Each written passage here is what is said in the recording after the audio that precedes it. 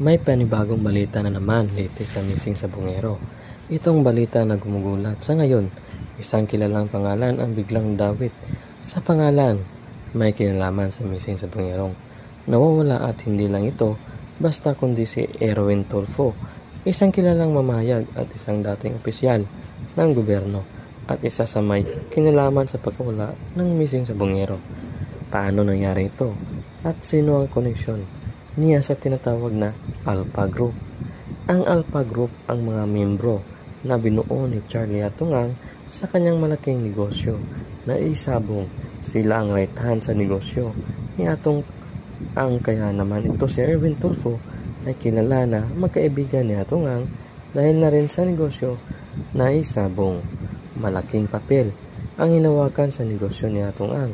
Isa rin si Erwin Tulfo na membro sa Alpha Group.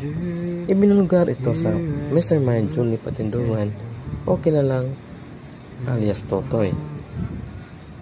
Kaya lumabas ang pangalan ni Erwin Tulfo na isiniwalat na isa si Erwin Tulfo ang may kinalaman sa mga missing sa Bungero.